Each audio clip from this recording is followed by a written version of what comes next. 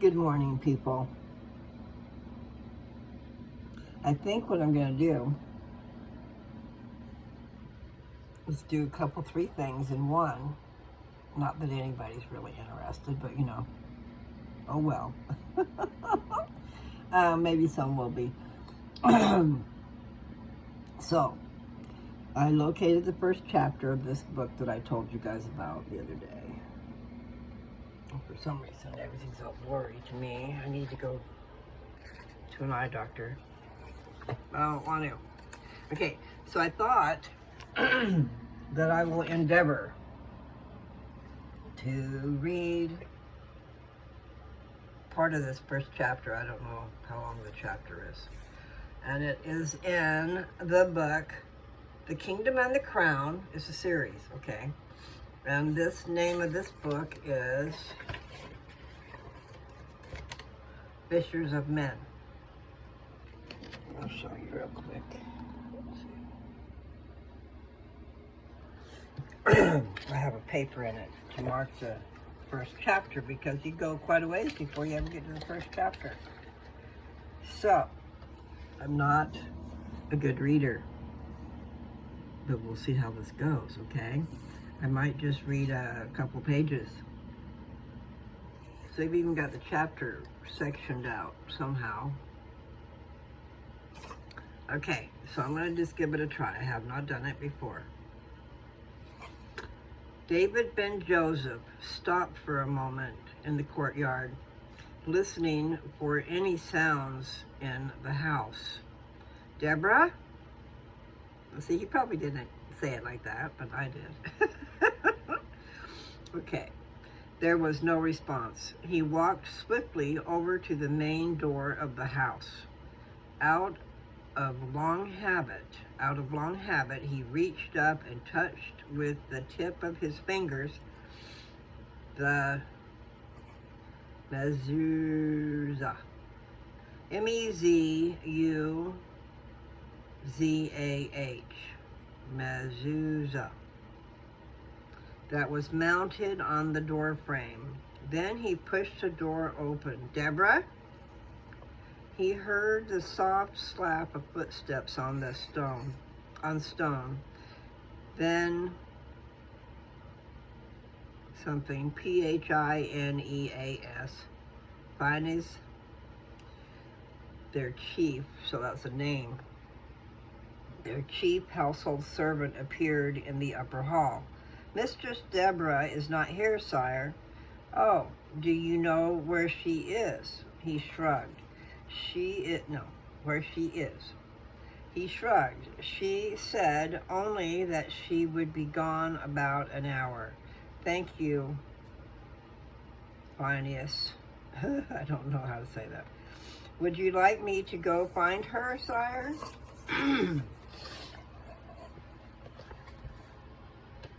Sorry. Says, no, that's all right. I'll check over at Ephraim's. It's nothing urgent. As you wish, sire. What about Leah? She went with her mother, sire. Phineas? Yes, sire. How many years have you worked for Deborah and me now? 6 years, sire. I should get down here a little ways. I should really set this down somewhere there. And I won't have to worry about it, right? Sorry about my throat.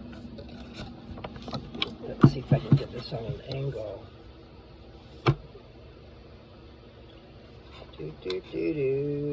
Where'd he go? Okay.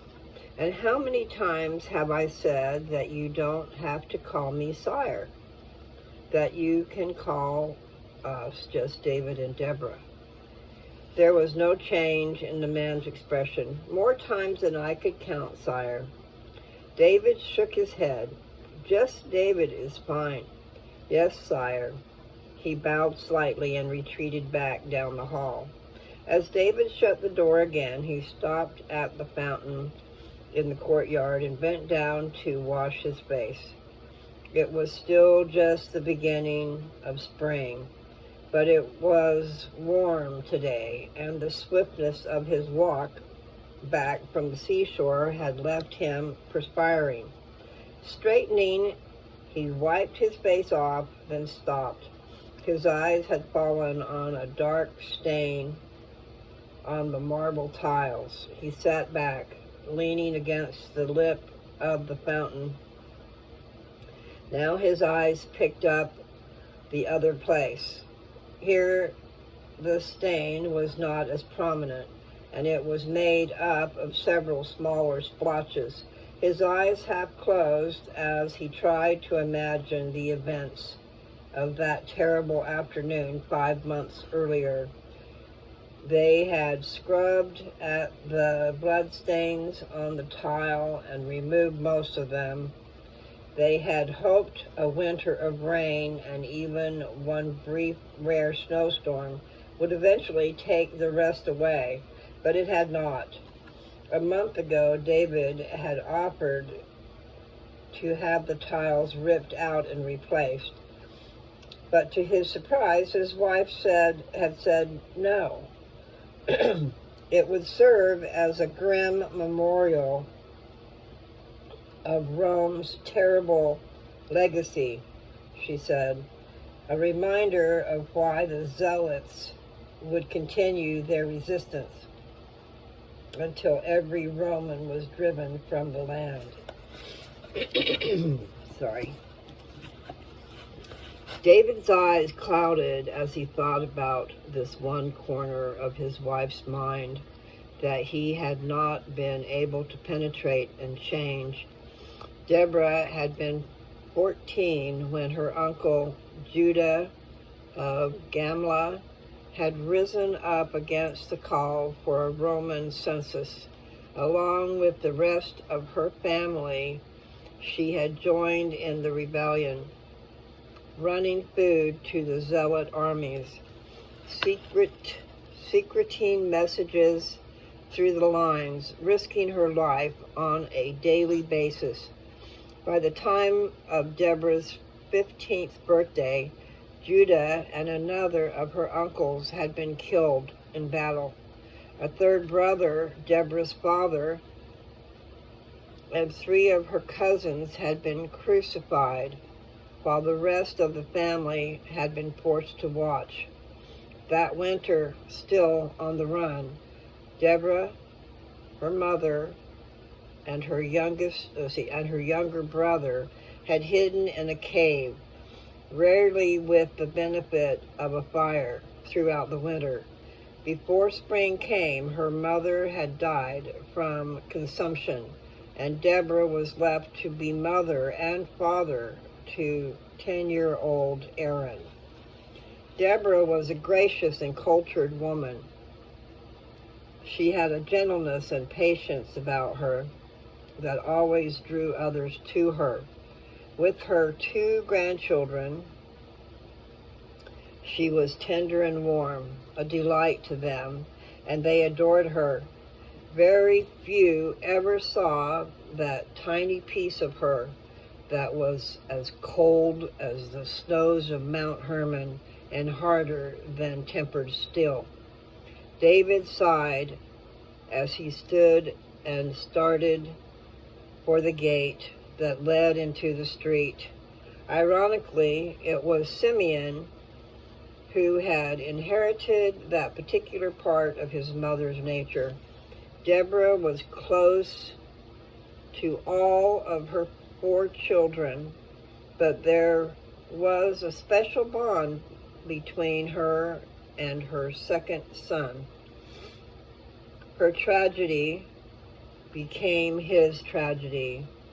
Her vows became his crusade. And what had happened to Simeon right here in this courtyard had only solidified the determination into an implacable, rock-hard desire for vengeance. David understood Simeon's anger, just as he did his wife's bitterness. Even now, when he thought about how close they had come to having Deborah and Leah sold off as slaves, it left him weak and trembling. Every day, even now, 5 months later, David offered thanks to God.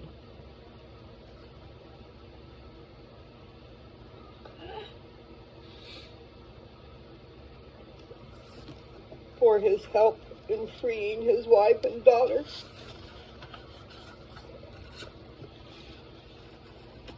Before the unthinkable had become reality. Every day be thankful. God, every day he thanked God for sparing the life of his son. The vivid scar across Simeon's chest was a constant reminder to David of how close they had come to losing him.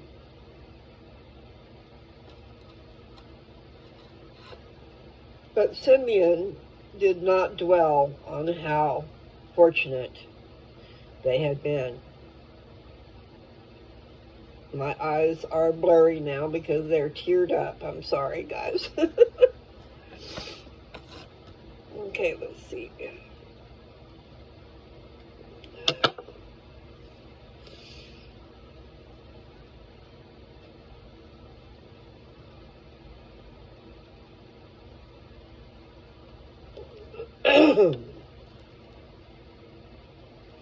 Let's see if I can go on at least a little bit.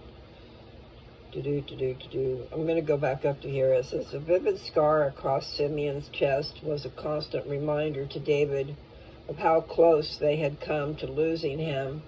But Simeon did not dwell on how fortunate they had been, how great the mercy of God was in their behalf. Simeon brooded over what might have been more than what was. He kept the image of his mother and sister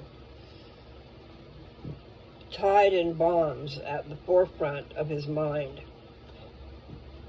It was like fuller's soap eating at him, corroding his inner soul, deepening and fueling his hatred for every Roman. David sighed again, pushing all of that from his mind, and exited the courtyard. So that was number 1, okay? So like this is chapter 1, and then they've got Roman numerals throughout chapter 1. So I've just finished 1, and this is number 2. Let's see. Boy, that's a lot of pages. My goodness. My goodness. Okay, so, wow. There's no more separations until you get to chapter 2. And it's quite long. Oh, I'll put the book in front of you. I don't know what to do about my... Let's see if that works. No, that doesn't work. Doo-doo. You know, maybe I've done enough reading for that. Who wants me to go further? Like I can see you. Since chapter 2 is so long, chapter 1, I'll keep reading for 1 or 2 pages, okay? We'll see what happens. I keep wanting to lift up the book, but I'll try not to. Okay, so this is what they say, Roman numeral 2. It says, David and Deborah's oldest and only married child lived just 4 doors up the street from their own house. David knocked on the door once, again paused for a moment to touch the mezuzah that was on this doorway as well. They walked right in. It's me, he called. It's in here, Papa. At the sound of Rachel's voice, he turned and went into the back of the house where the kitchen was. His daughter-in-law was at the table, shaping fat loaves of bread with her hands. for eventual placement in the stone oven behind the house. Her apron was covered with flour, and there were a couple of smudges of it on her face. He went to her and kissed her on the cheek. "Grandma is not here." He said the name, He said the name that Rachel's eldest child always used for her grandmother. Grandmama. Grandmama. That's right, Grandmama. So, she and Leah took Esther and Boaz for a walk down by the water. Oh, his face showed his disappointment. "I was just down that way and didn't see them." Rachel shrugged. That's what she said. He sat down on a bench, then looked around. "Is Ephraim at the storehouse?" "Yes," she smiled. "Isn't he always?" There was a deep satisfaction in David's eyes as he replied, "He loves it as much as I do."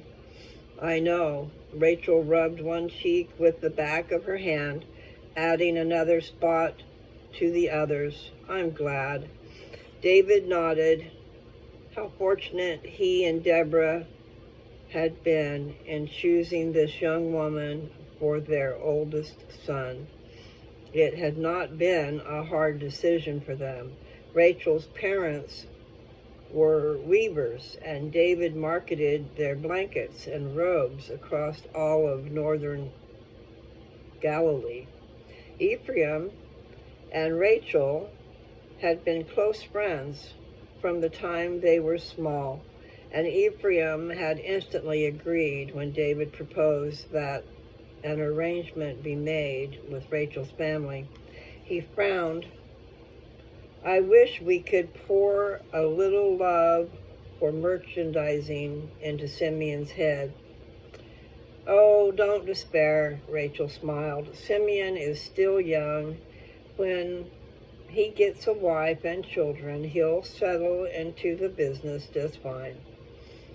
I hope you're right, and we're working on that, by the way."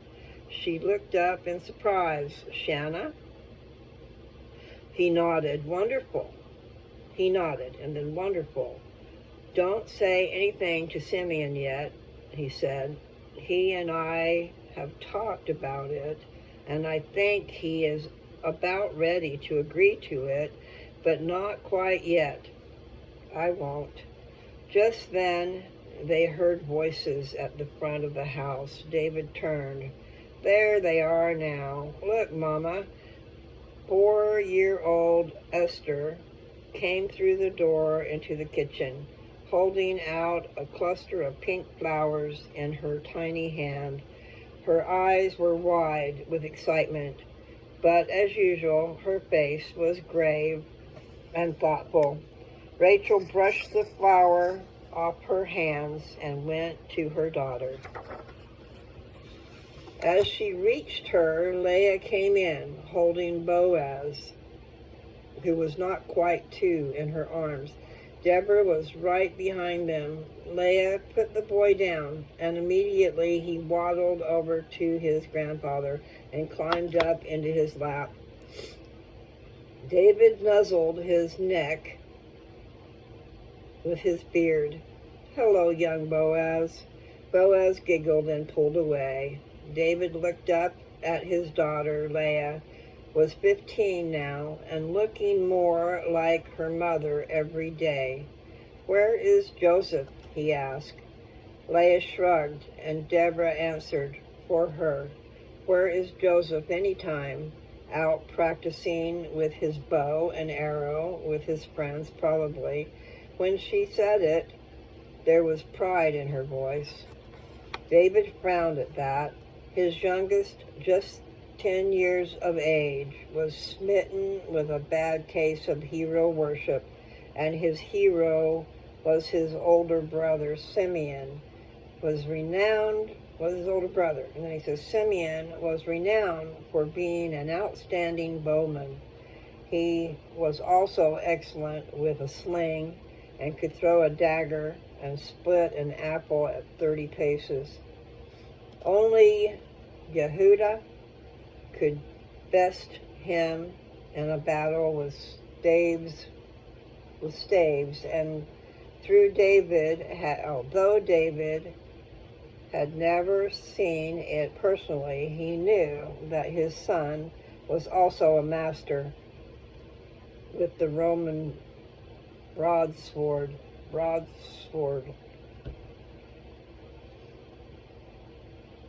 It was one thing to have a boy desperately trying to emulate those skills. It was quite another to have that boy subtly encouraged to do so by his mother. "What kind of flowers are they?" Rachel asked her daughter, sensing the sudden coolness in the room. Esther turned and looked at her grandmother for help. Cyclamen, I can't say it. Cyclamen, Deborah said. "Yes," Esther told her mother. "They're beautiful." Rachel said, "Let's get some water for them."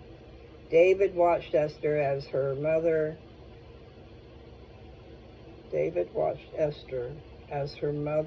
got a bowl down, filled it with water from the pail, and set it on the table. One by one, she carefully, as if she were handling birds' eggs, Esther began putting the flowers in the dish, placing each one with great precision. Through it all, her expression never changed. Esther was not only a source of great delight for David, she was also a continual fascination for him. He called her his little sphinx, whereas Boaz was always giggling and laughing and teasing and singing lustily to himself. Sounds like me.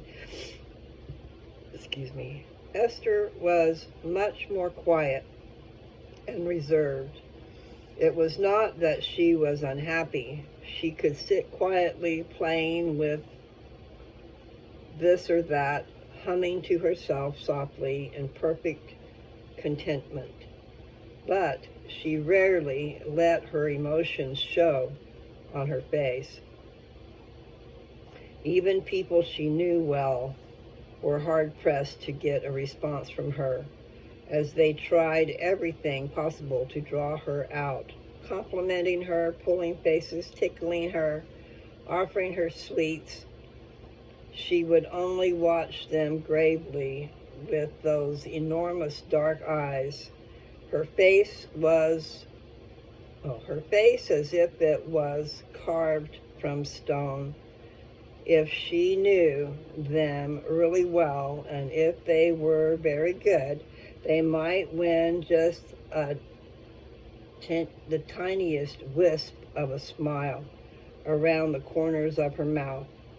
If they were strangers, they didn't exist. She would ignore them as completely as though they were invisible. David and Deborah saw her almost every day, and so she was completely comfortable around them. She called Deborah Grandmama and David Papa, Pampaw, which had been her first attempt at pronouncing his title.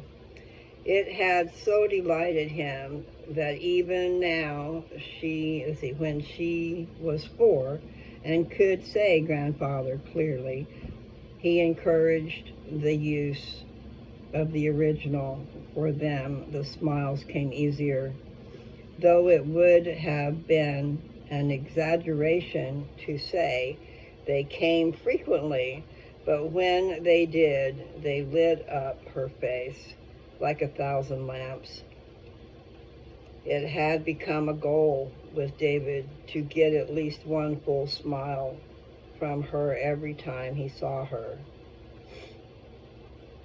He marveled at how different two children could be. Boaz was already starting to string sentences together and was as bright as silver denarius. Must be money. Esther, on the other hand, had hardly said a word until she was 3. It had worried Deborah for a time that she might have some kind of problem, but it had never concerned David. She hadn't talked early because she didn't need to. She was a master at communicating her desires with gestures and a few basic sounds.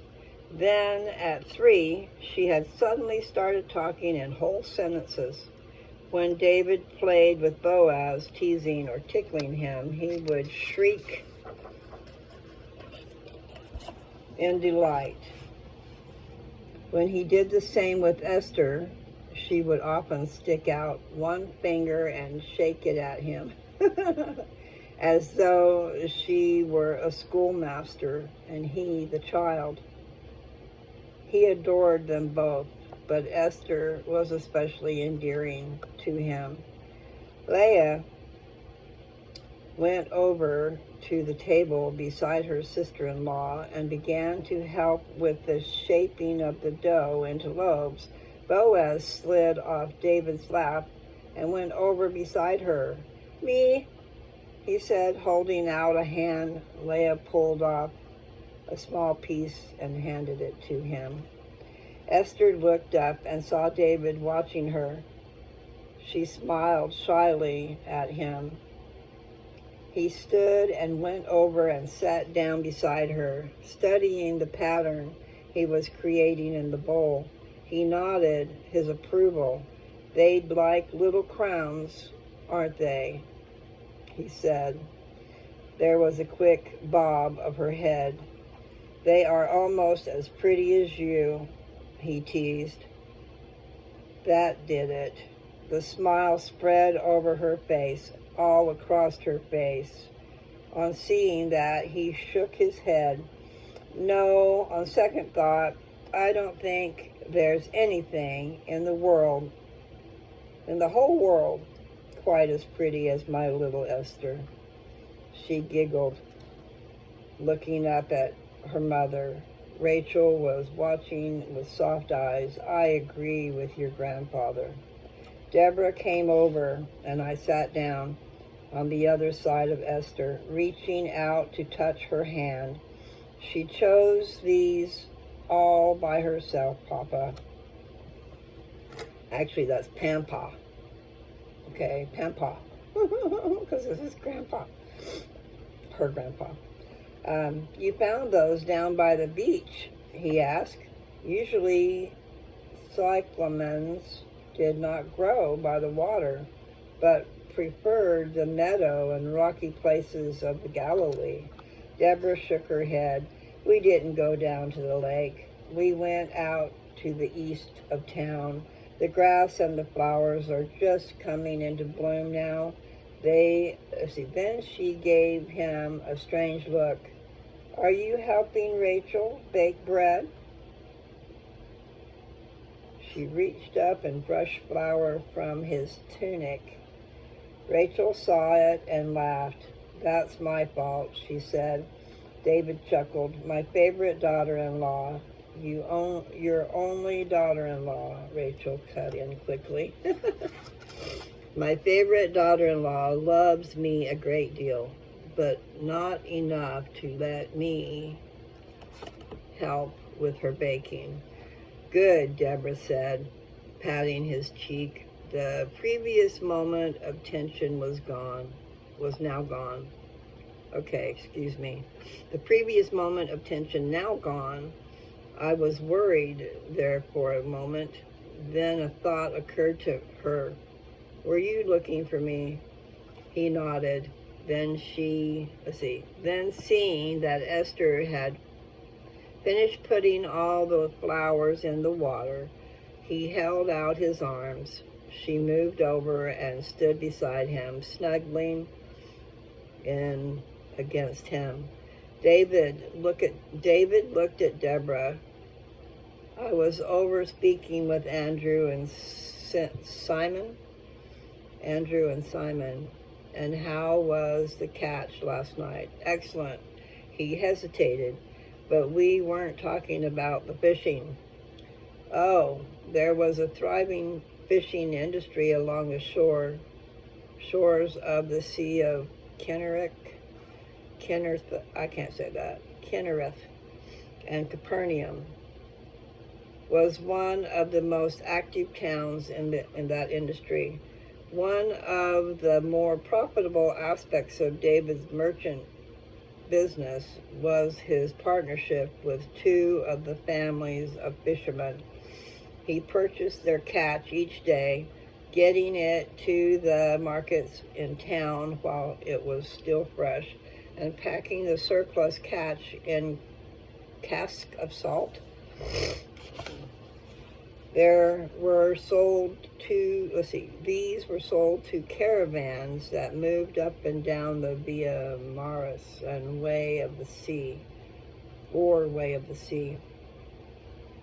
This great Roman highway that led from Egypt up into Syria and beyond was an important trade route in this part of the world, and there was always a ready market for salted fish. Fish from the Sea of Kinnereth was eaten even in Rome. Simon and Andrew, who were brothers, were two of his partners. James and John and their father Zebedee were the others, originally from Bethsaida. Now Peter and Andrew lived here in Capernaum. The partnership between the two fishing families and David and his family had proven to be profitable for both sides. They've just come back from Perea, P-E-R-E-A, David explained, and then it's P-E-R-E-A. Leah spoke up. What were they doing down there? They went down to hear a man named John. He paused to see if that registered. John, whom they call the Baptist. John the Baptist, Rachel broke in. I have heard of him. I was going to quit reading right there. My mother was telling me about him just yesterday. They say great multitudes go out into the wilderness to hear him and to be baptized by him. Yes, David said, pleased at her response. He is creating a great stir. Andrew says that he teaches with tremendous power and that his message is for all men. Deborah was suddenly wary. He's not another self-proclaimed Messiah, is he? If he answers yes to that question, that would end the conversation right there for her. For thousands of years, Israel's prophets had foretold the coming of the Anointed One. In Hebrew, the title was In Hebrew, the title was I'm going to spell it for you. M-E-S-H-I-A-C-H. Messiah. I don't know. Or the Messiah. In Greek, an anointed one was Christos, or the Christ. This anointed one was to come in the latter days. I added that, I gotta stop. This anointed one was to come in the latter times as Israel's king and deliver her from her oppressors. In recent years, with the hatred against Rome, growing rapidly, the feeling that the time had fully come for the arrival of the Messiah had swept across the land. There was a great sense of expectation everywhere. In Deborah's mind, this hope had become almost a national obsession, and that obsession had led to tragedy more than once. Time after time, this or that leader would rise up and the people would flock to him, believing he was the promised one. Usually what that meant was that he led the people in revolt against Rome. And therein lay the tragedy. So far, it had always ended the same. The Roman lion was pricked by the messianic spear until it rose up in fury. Then the so-called deliverer would be caught in a rebellion,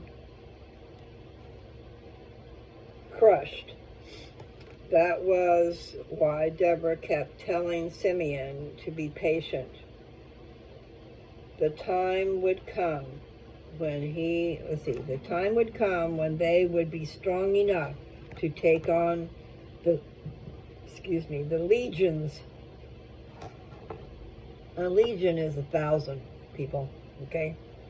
Okay, so the time would come when they would be strong enough to take on the legions, but it was foolhardy to do so before they were strong enough to succeed. David was shaking his head. Actually, Andrew said that some priests and Levites came out from Jerusalem to see John. They asked him straight out if he was the Messiah. He said no, that he definitely was not. Really, she said, relieved. Well, that's a change. A preacher with a following who says he isn't the promised one. David reached inside his tunic and withdrew a small piece of parchment. Do you recognize this? He handed it to Deborah. The lines were written in his hand in black ink. She read swiftly. The voice of him that crieth in the wilderness, prepare ye the way of the Lord. Make straight in the desert a highway for our God. She handed the paper back to David. Of course, I recognize it. It is a passage from the prophet Isaiah. I went to see Pampa, Esther said. I want to see Pampa, Esther said, taking the parchment from her grandfather and peering at it. Seeing nothing she could understand, she handed it back. And how do you interpret it? David asked his wife. She thought for a moment, but Rachel didn't hesitate. It's my understanding that this person crying in the wilderness is thought to be a forerunner for the Messiah. Leah jumped in as well. That's what I was going to say too. Who is a forerunner for the Messiah? They all turned to Ephraim, came into the room. Okay, they all turned as Ephraim came into the room. Abba, Esther cried, pulling away from David and running to her father. Boaz also darted to him. Ephraim, David's oldest son, was 25 years old now. He and Rachel had been married for almost 6 years, 7 if you counted their betrothal. He swooped both of his children up, then staggered as if he would collapse under their weight. Esther giggled, and Boaz shrieked at the top of his lungs. After a moment, he sat them both down and gave each an affectionate swat across the bottom. Go out and play for a bit, he said, I want to talk to Grandpa and Grandmama. See my flowers, Abba? Esther said. Ephraim went over and looked and made appropriate noises, satisfied. Okay, I'm going to stop right there. Do you think that's okay? I don't know if I should stop. Okay. I am going to stop. That was page 39. I wonder what that's 39 from.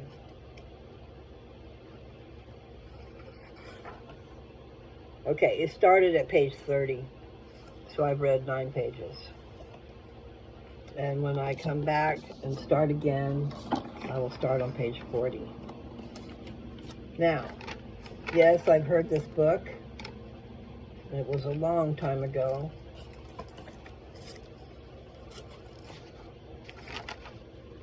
But I don't know for exact what they're fixing to say, you know, but they're talking about John the Baptist, and they're talking about the Messiah, and the fact that there have been several people that tried to claim that they were the Messiah. And all those who did claim it, I think, ended up dead. That's what it sounded like. Yeah, let's have a revolt. Let's go fight against them Romans. Like a few scattered little peoples can really fight the Romans, you know. So anyway, that's my point on that. Let's see, where am I? I'm at 41 minutes. See, I'm not a very good reader, but I did find it interesting. So we'll try to do that more often since I've started it. I'm going to have to finish it, right? I want you guys to go and get that book.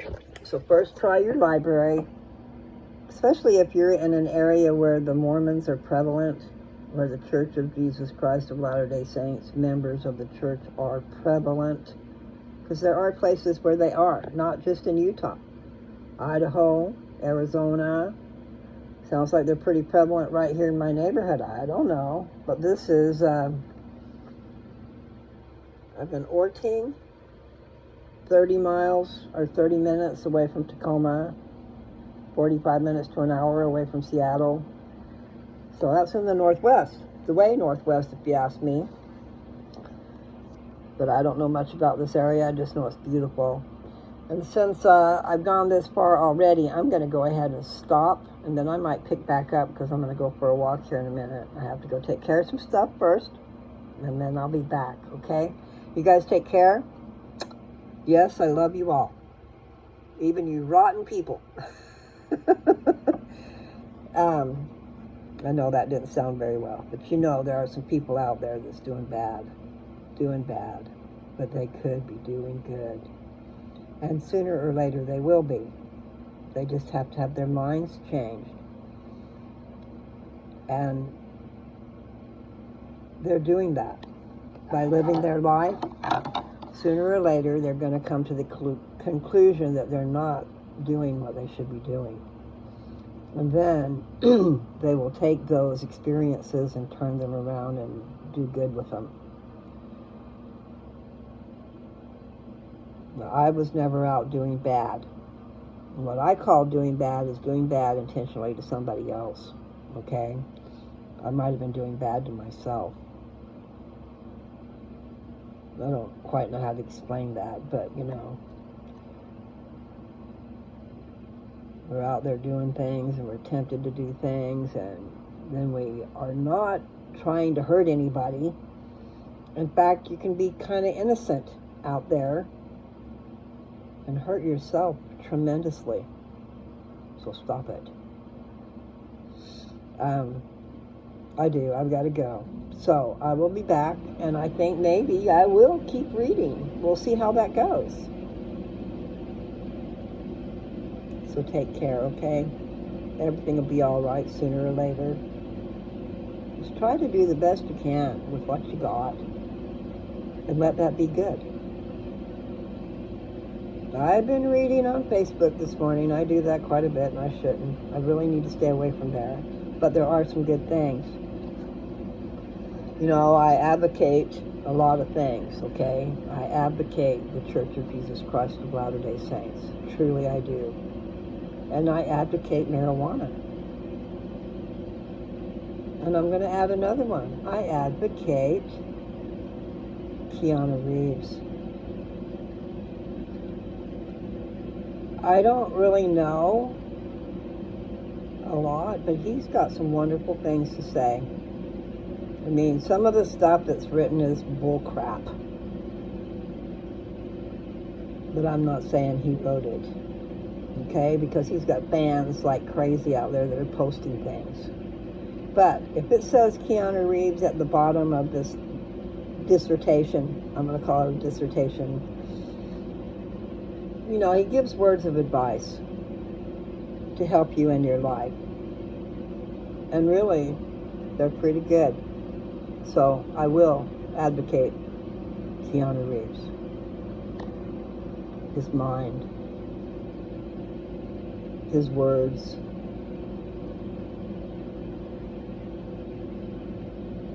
So I would say listen to them, but not all of them, because some of that stuff is crap. And probably made up from somebody else, not him. But I think you can kind of tell when it's him.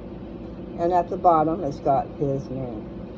So hopefully, those people out there that are doing bad are not typing his name at the bottom.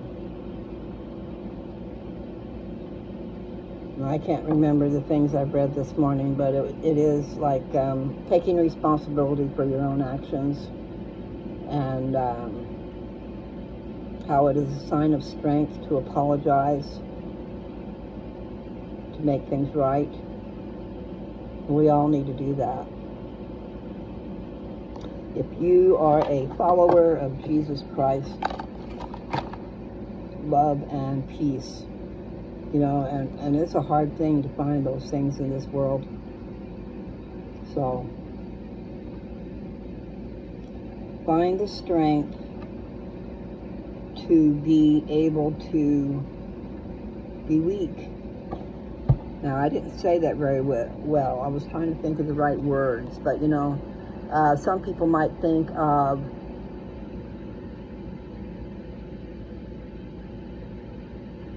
integrity is the word that comes to mind, but other things, they might think that's a sign of weakness, but it is not. It is exactly the opposite. It's not easy. It's not easy to apologize. It's not easy to say I was wrong. But for those of us, I can do it. I mean, you know, I know everything, don't you know? But I do know that I make mistakes. And I am quick to say I'm sorry when I know it. And sometimes it's not easy to do that. It depends on how adamant you were with your falsehoods or your meanness. We can all be mean. Someone be's mean to me, first response is to be mean back. But there's usually a reason for it. And it's not always that our actions caused it. It's something going on in their head. And then sometimes we are taken wrong. We say things, we might not use the right words, and someone on the other side of that, that's receiving our words, is defensive. And so maybe you were trying to say something sweet, but didn't get your words out just right, and they took it wrong and took it mean, and then all of a sudden they're going, rah, rah, rah. They're going to tear you up. And it's like, oh my God, where'd that come from? Because that has happened to me. It has happened with my family. But anyway, that was in days gone by. I love my family, but I don't like being treated like crap, and nobody does. I don't like being misunderstood either, but you know, when you're not around, I've been gone for years and years and years, and they don't know me. They're getting to know me again. Hopefully I'll still be around. But there is a lot going on in this town. That rhymed, that's why I said it. One of these days I'm going to be a great poet. Anyway, you do not have to rhyme to be a poet. There is a thing called freestyle. Freestyle poetry. Depends on what your definition of poetry is. But I like those papers I wrote so many years ago, and I really wish you guys would take a look. I put a list of some of them on my community.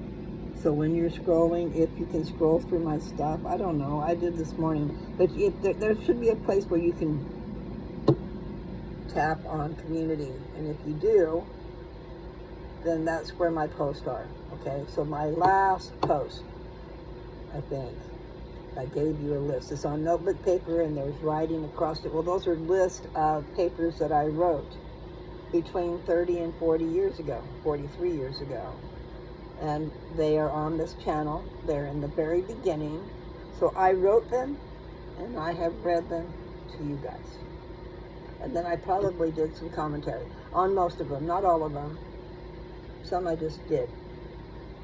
Like I was sharing some of my stuff with my fella when I first got involved with him. And so I was reading those papers to him to begin with. Then I decided to open up this channel. So I went back and the videos that I already did, I put on here. So in the very beginning, like, okay, the little one I just posted, my mama said I'd lose my head if it wasn't fastened on. Well, today I guess it wasn't, because while walking with my cousin, it fell off and rolled away, and now it's gone. Okay, that's just the very first part of that. I'm just going to leave it at that. I'm going to go down and, I don't know, I'm going to go walk is what I'm going to do, but I wanted to go have another cup of coffee first and see what I did. I let you guys be first. And I've enjoyed it. I mean, I'm not, like I said, I'm not a reader, but we'll see how I do with this first chapter. That wasn't quite so bad. You see how I stumble over things. I can't help it. Especially people's names, and these names are from back in Bible times. So, I mean, it's just different. But I will say, I do love Jesus Christ. And I think we'll all be better if we learn more about him. And if we try to emulate him, as in, we love him, we observe him, and we act like him. Love. Love is number one. And all the things that go with love are kindness, feeling secure in yourself and being happy. We must all try to be happy and know that there's a big purpose out there. We just don't know about it. There is a purpose to our life.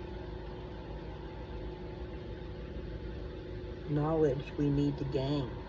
Experience is the best teacher, even though not one of us enjoys pain. That was a stanza from one of my papers that I wrote. Okay? If you go back and find my papers, you'll be happy. Read them. And actually, you don't got to read them. I am reading them to you.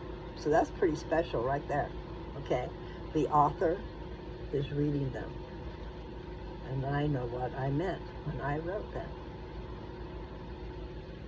You can't always tell from whence it comes, from whence it came, from whence it comes. It comes from my brain, but my brain is full of stuff. And a lot of it is from the church and from the scriptures. Again, I love you people, and I'm going to say goodbye for now, because I'm going to go down and do a couple, 3 things, and then I'm going to pick it right back up and talk some more. I might not read anymore today, but maybe I'll try to read a little bit every day. That was a long, I read a lot more than I was going to, but there's a lot more to go. So, you guys take care, have a great day, and I hope to see you again. Bye.